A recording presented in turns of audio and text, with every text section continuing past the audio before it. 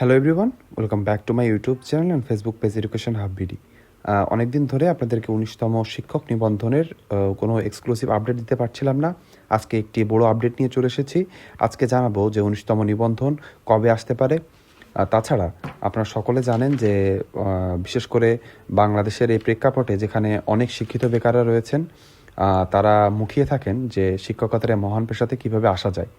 আপনি যদি আমার ইউটিউব চ্যানেলটি ফলো করেন, আমি কিভাবে মাত্র 45 দিনের প্রিপারেশন নিয়ে শিক্ষকতার এই মহান পেশাতে আসতে পেরেছি, কি কি বিষয় ফলো করে ভাইভাতে একটি ভালো ইমপ্রেশন ক্রিয়েট করতে পেরেছিলাম, সর্বোপরি কিভাবে পড়াশোনা করলে আপনি শিক্ষকতার এই মহান পেশাতে আসতে পারবেন।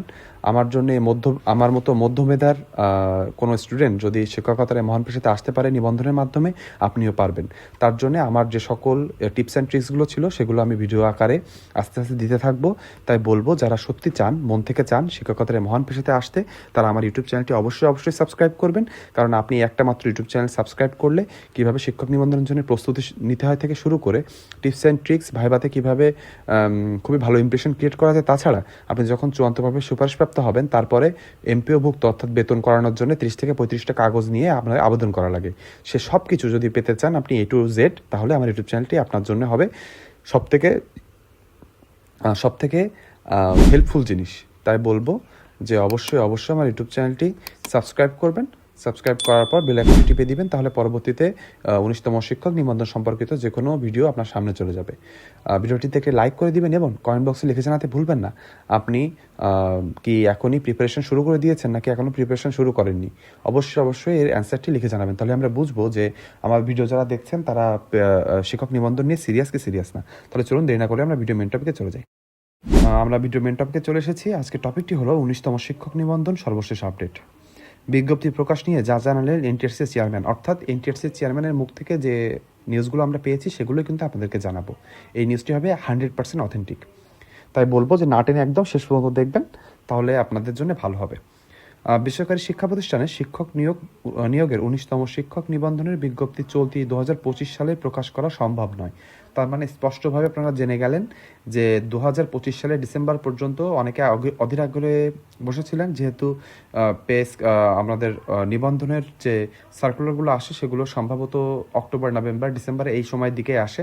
এজন্য হয়তো অনেকে আশা করে বসেছিলেন যে 19তম শিক্ষক নিবন্ধনের সার্কুলারটি আসবে কিনা। কিন্তু আপনাদের জন্য একটি দুঃখের সংবাদ যে 2025 সালের ভিতরে, অর্থাৎ ডিসেম্বরের ভিতরে কোনো পে স্কেলের 19তম শিক্ষক নিবন্ধনের কোনো নিউজ আপনারা পাবেন না। অর্থাৎ শিক্ষক নিবন্ধন ডিসেম্বরের ভিতরে আপনারা পাচ্ছেন না। এই তথ্য নিশ্চিত করেছেন এনটিআরসির চেয়ারম্যান মোহাম্মদ আমিনুল ইসলাম। তিনি সম্প্রতি দ্য ডেইলি ক্যাম্পাসের সঙ্গে আলাপকালে এই বিষয়টি জানান। অর্থাৎ দ্য ডেইলি ক্যাম্পাসের সূত্র থেকে কিন্তু এটি পাওয়া, যে তিনি কনফার্ম করেছেন যে ডিসেম্বরের ভিতরে কোনোভাবে 19তম শিক্ষক নিবন্ধন দেওয়া সম্ভব নয়।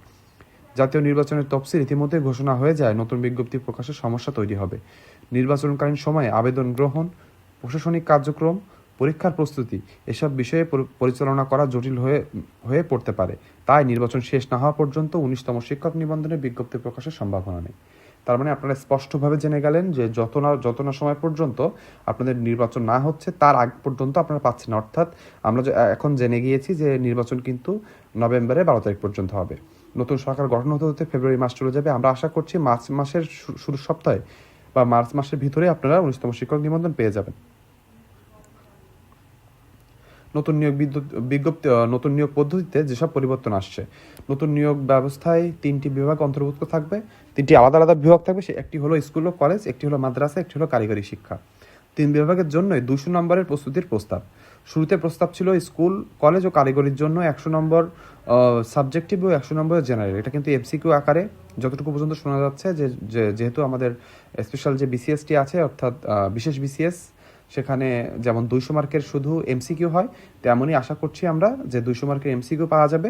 সেখানে স্কুল ও কলেজের জন্য আগে ভাবা হয়েছিল শুধু 100 মার্কের সাবজেক্টিভ এবং 100 মার্কের জেনারেল। 100 মার্কের সাবজেক্টিভ বলতে বোঝানো হয়েছে আপনি যে সাবজেক্টে অনার্স এবং মাস্টার্স করেছেন সেই সাবজেক্টে 100 মার্ক, এবং 100 মার্ক জেনারেল বলতে বোঝানো হয়েছে বাংলা, ইংরেজি, গণিত, সাধারণ জ্ঞান 25 মার্ক করে 4টি সাবজেক্ট, সেখানে 100 নম্বর। এটি কিন্তু এমসিকিউ আকারে থাকতে পারে।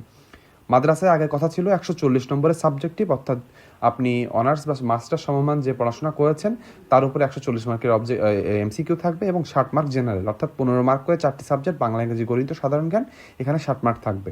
তবে এভাবে ভিন্ন নম্বর বিভাজন করলে বৈষম্য তৈরি হতে পারে এমন মত দিয়েছে শিক্ষা মন্ত্রণালয়। এজন্য 3 বিভাগের জন্য একই ধরনের নম্বর প্যাটার্ন চালুর চিন্তা করা হচ্ছে। তার মানে বুঝতে পারলেন যে যেখানে আলাদা আলাদা প্যাটার্ন করা হচ্ছিল শুধু মাদ্রাসার জন্য 140 এবং 60, সেটি শিক্ষা মন্ত্রণালয় বলতে চেয়েছে যে যেহেতু পড়াশোনা একই লেভেল এবং আবেদন করার যোগ্যতা একই, সেখানে একজনকে 100+100 মার্ক এবং অন্যজনকে 140+60 মার্কে নিলে বৈষম্য তৈরি হতে পারে। এর জন্য তারা সবার জন্য 200 মার্কের এমসিকিউর কথা বলেছে। শিক্ষা মন্ত্রণালয়ের অবস্থান। শিক্ষা মন্ত্রণালয়ের একজন কর্মকর্তা জানিয়েছেন 3 বিভাগের জন্য আলাদা পরীক্ষা পদ্ধতি হলে সমতা নষ্ট হবে, তাই একক ও অভিন্ন পরীক্ষা পদ্ধতি চালুর দিকে গুরুত্ব দেওয়া হচ্ছে। তার মানে আপনারা বুঝতে পেরেছেন ইঙ্গিত কোন দিকে যাচ্ছে, অর্থাৎ মাদ্রাসায় যারা পরীক্ষা দিতে ইচ্ছুক রয়েছেন তারা কিন্তু জেনে গেলেন যে তাদের জন্য প্রস্তুতি নিয়ে এখন সহজ হয়ে যাবে। তারা সাবজেক্টিভ অর্থাৎ অনার্স এবং মাস্টার সমমান যে পড়াশোনা করবেন সেখানে যেমন গুরুত্ব দিবেন, তার সাথে বাংলা, ইংরেজি, গণিত, সাধারণ জ্ঞানকেও কিন্তু সমগুরুত্ব দিয়ে চলতে হবে, কারণ দুইটাই কিন্তু 100 মার্কের এক্সাম হতে যাচ্ছে। বিষয়টি নিয়ে আসন্ন এনটিআরসি বোর্ডের সবাই আলোচনা হবে, পরে শিক্ষা মন্ত্রণালয়ের সবাই চূড়ান্ত সিদ্ধান্ত নেওয়া হবে। তার মানে এখনো কিন্তু এটা চূড়ান্ত সিদ্ধান্ত নেওয়া হয়নি, কিন্তু আপনি নিশ্চিত থাকতে পারেন যে আপনাদের 100+100 মার্কের সাবজেক্টিভ 100+100 মার্কের সাবজেক্টিভ এবং জেনারেল মার্কের পরীক্ষা নিয়ে জন্য প্রস্তুতি নিতে হবে মাদ্রাসাদের জন্য, এবং জেনারেল যারা রয়েছেন তাদেরকেও কিন্তু 100+100 মার্কের প্রস্তুতি নেওয়া শুরু করে দিতে হবে। ভাইবা ও মৌখিক পরীক্ষা যুক্ত হওয়ার সম্ভাবনা। এনটিআরসি নিবন্ধন প্রক্রিয়ায় এই প্রথম ভাইবা যুক্ত করার উদ্যোগ। আগে কখনো নিবন্ধন প্রক্রিয়ায় ভাইবার নম্বর ছিল না। নতুন বিধিমালায় লিখিত পরীক্ষার পাশাপাশি ভাইবা অন্তর্ভুক্ত করা হবে। শিক্ষা মন্ত্রণালয় এ বিষয়ে ইতিবাচক মনোভাব পোষণ করেছে। তার মানে বুঝতে পারলেন আমাদের সময় আমরা যখন নিবন্ধন দিয়েছি তখন কিন্তু ভাইবা হয়েছে, আমাদের ভাইবাতে শুধু পাশ ফেল ছিল, সে নাম্বারটি কোনো গুরুত্ব বহন করতো না। কিন্তু আপনাদের জন্য 19তম শিক্ষক নিবন্ধনের জন্য একটি ভালো সংবাদ হলো, এখানে যদি 20 মার্কের ভাইবা থাকে তাহলে কিন্তু আপনার এই 20 মার্ক অনেক ইম্পর্টেন্ট হবে। তাই যারা ভাইবাতে কিভাবে ভালো করতে সেটি জানতে চান আমার ইউটিউব চ্যানেলটি অবশ্যই আপনাকে সাবস্ক্রাইব করতে হবে, কারণ আমি ভাইবার টিপস কিন্তু আপনাদেরকে দিয়ে দিব।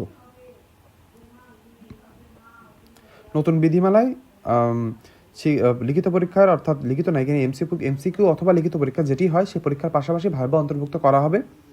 শিক্ষা মন্ত্রণালয় এ বিষয়ে ইতিবাচক মনোভাব পোষণ করেছে। তার মানে শিক্ষা মন্ত্রণালয় এখানে কিন্তু মত রয়েছে। বয়স গণনার বড় পরিবর্তন। 19তম শিক্ষক নিবন্ধনের ক্ষেত্রে বয়স গণনা করা হবে বিজ্ঞপ্তি প্রকাশের দিন থেকে।